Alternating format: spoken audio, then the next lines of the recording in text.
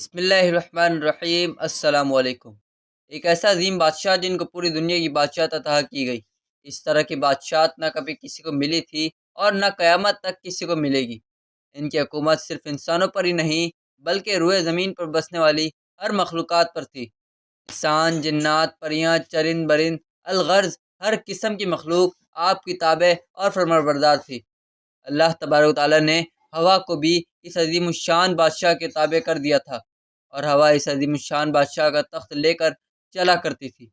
ان کے حکم سے جنات پل بھر میں سونے اور چاندی کے بڑے بڑے محلات تعمیر کر دیا کرتے تھے۔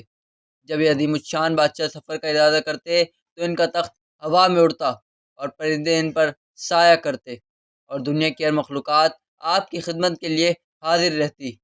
آپ کی صحبت کا یہ عالم تھا کہ ان کی خدمت میں بیٹھنے والے ایک انسان جس کے پاس اتنی طاقت تھی کہ وہ دنیا کے دور دراز کسی بھی کونے میں سے کوئی بھی چیز اپنے اس عظیم الشان بادشاہ کی خدمت میں حاضر کرنے کی طاقت رکھتا تھا، اور جو چیز بھی آپ چاہتے وہ پل بھر میں آپ کی خدمت میں پیش ہو جاتی۔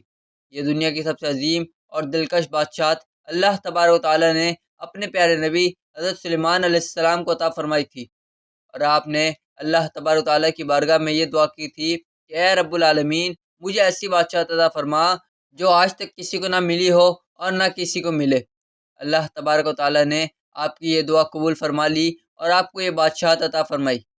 پیارے دوستو، یہ عظیم الشان بادشاہت اسی طرح چل رہی تھی کہ ایک دن ایک ایسا واقعہ پیش آیا جس سے آپ کی ساری بادشاہت ختم ہو گئی، اور آپ کا سب کچھ آپ سے چھن گیا، اور تمام مخلوقات جو کہ پہلے آپ کے حکم کی پابند تھی وہ سب آپ سے دور ہو گئی۔ اور وہ واقعہ کیسے پیش آیا اور کس نے حضرت سلیمان علیہ السلام کی حکومت چھینی تھی؟ آپ کے پاس اتنی طاقت کہاں سے آئی تھی کہ ہر مخلوق آپ کی تابع اور فرمانبردار بن گئی تھی؟ پیارے دوستو، یہ سب کچھ جانیں گے آج کی اس ویڈیو میں، لہذا آپ سے گزارش ہے کہ آپ ہماری اس ویڈیو کو اینڈ تک ضرور دیکھیے گا تاکہ آپ کے علم کے اندر بھی اضافہ ہو سکے۔ پیارے دوستو، اللہ تبارک و تعالیٰ نے حضرت سلیمان علیہ السلام کے لیے جنوں، شیاطین اور جانوروں کو مسخر کر دیا تھا، اور وہ سب حضرت سلیمان علیہ السلام کے تابع فرمانبردار تھے۔ ان کے پاس ایک ایسی انگوٹھی تھی جن پر اللہ تبارک و تعالیٰ کا اسم اعظم لکھا ہوا تھا، جس کی برکت سے انسان، حیوان، چرند پرند، جنوں پریاں سب کے سب آپ کے حکم کی پابند تھے۔ جب حضرت سلیمان علیہ السلام کی سلطنت بہت ہی وسیع ہو گئی، انہی دنوں کا واقعہ ہے، آپ معمول کے مطابق آپ قضائے حاجت کے لیے باہر تشریف لے گئے اور اپنی انگوٹھی ایک لونڈی کے حوالے کر گئے۔ آپ کے تشریف لے جانے کے بعد جنات کی دنیا کا ایک بادشاہ حمود لیس کسی طرح وہاں آ گیا۔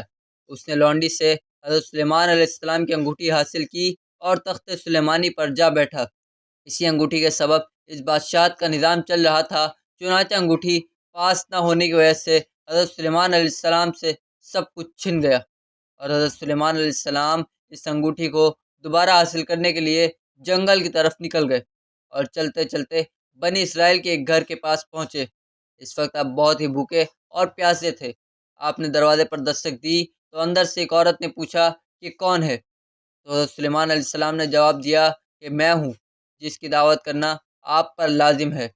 اس عورت نے جواب دیا کہ میرا شوہر گھر میں نہیں ہے، اس کی غیر موجودگی میں غیر محرم کی دعوت نہیں کر سکتی، البتہ میرے باغ میں چلے جاؤ، جب میرا شوہر واپس آئے گا تو تمہاری مراد پوری کر دی جائے گی۔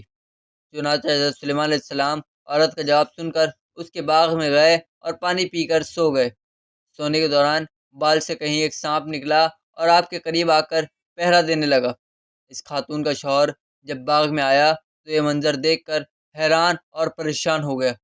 اس نے اپنی بیوی سے پوچھا کہ یہ آدمی کون ہے اور یہاں کیوں سو رہا ہے؟ تو اس کی بیوی نے جواب دیا کہ یہ مسافر ہے اور آپ کے انتظار میں ٹھہرا ہوا ہے۔ حضرت سلیمان علیہ السلام جب بیدار ہوئے تو سانپ وہاں سے ہٹ گیا تھا۔ اس عورت کا شوہر یہ منظر دیکھ کر بے حد متاثر ہوا، اور اس نے حضرت سلیمان علیہ السلام کو اپنی بیٹی کا رشتہ دینے کی پیشکش کی، جو آپ علیہ السلام نے قبول فرما لی۔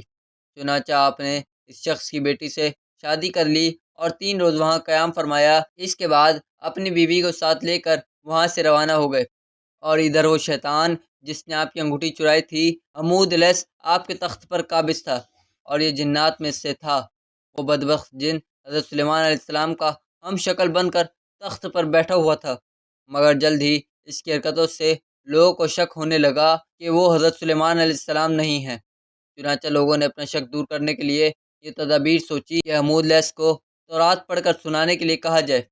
اس طرح وہ جن حمود لیث تورات نہ پڑھ سکا، تو اس وقت دوسرے لوگوں کو تورات پڑھنے کا کہا گیا، تو ان لوگوں نے تورات شریف پڑھنا شروع کر دی۔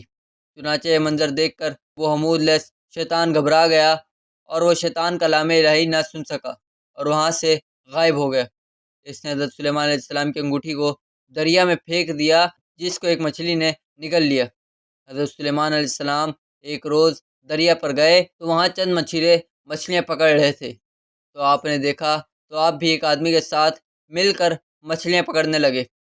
قدرت خداوندی سے ان کے جال میں وہی مچھلی پھنس گئی جس سے آپ کی انگوٹھی نکلی تھی، تو آپ علیہ السلام نے اس آدمی سے وہ مچھلی پکانے کے لیے خریدی اور گھر لے گئے اور اپنی بیوی کو دے دی، تو اس پر آپ کی بیوی نے کہا کہ اس مچھلی کو آج شام میں پکائیں گے۔ حضرت سلیمان علیہ السلام کو اس بات کا بالکل بھی علم نہ تھا کہ آپ کی انگوٹھی اسی مچھلی کے پیٹ میں ہے۔ جب آپ کی بیوی نے مچھلی کا پیٹ چاک کیا تو اس سے انگوٹھی برآمد ہو گئی۔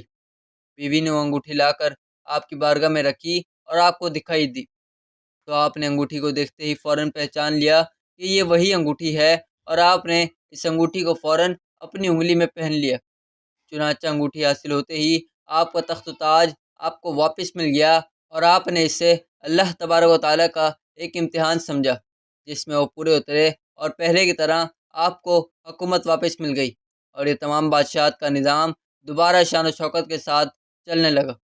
اللہ تبارک و تعالیٰ سے دعا ہے کہ اللہ تبارک و تعالیٰ ہمیں نیک اعمال کرنے کی توفیق عطا فرمائے، اور ہم سب کو صراط مستقیم پر چلنے کی توفیق عطا فرمائے، آمین۔ دوستو، امید ہے آپ کو آج کی ویڈیو بھی اچھی لگی ہوگی۔ چینل کو سبسکرائب اور ویڈیو کو لائک کریے گا۔ ملتے ہیں اگلی ویڈیو میں، تب تک کے لیے اللہ حافظ۔